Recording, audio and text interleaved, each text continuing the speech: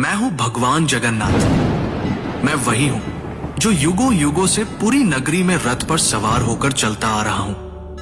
पर आज मैं तुम्हें अपने रहस्य का वो सत्य बताने आया हूं जिसे केवल भाग्यशाली ही जान पाते हैं।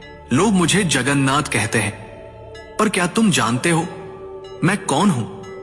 मैं वही हूं जो द्वारका में श्री कृष्ण था, वही जिसने अर्जुन को गीता सुनाई, वही जिसने राधा के प्रेम को साक्षात ईश्वरत्व में बदल दिया, वही जिसने अधर्म के सामने धर्म को विजयी बनाया।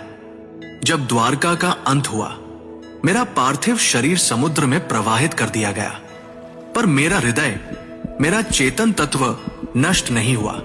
समुद्र में एक दिव्य काष्ठ पवित्र लकड़ी के रूप में प्रकट हुई और बहती हुई पुरी के तट पर आई। उसी समय राजा इंद्रद्युम्न ने मुझे स्वप्न में देखा।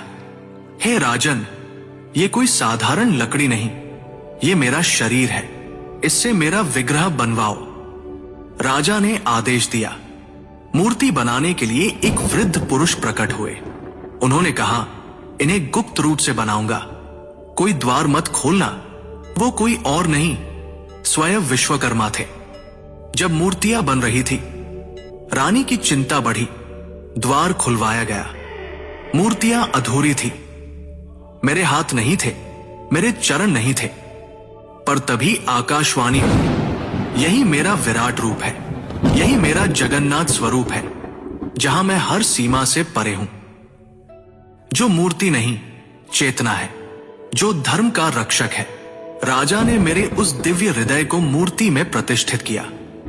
वो हृदय जो श्री कृष्ण रूपी मेरी चेतना का केंद्र था, वो आज भी मेरी मूर्ति में वास करता है। हर 12 से 19 वर्षों में जब मेरी मूर्तियां बदली जाती हैं, उस हृदय को गुप्त रूप से नव विग्रह में स्थापित किया जाता है। कोई उसे देख नहीं सकता, कोई उसका वर्णन नहीं कर सकता, क्योंकि वो हृदय भौतिक नहीं, दिव्य है। मैं वही हूं जो कृष्ण है, विष्णु है और फिर भी सबसे परे है।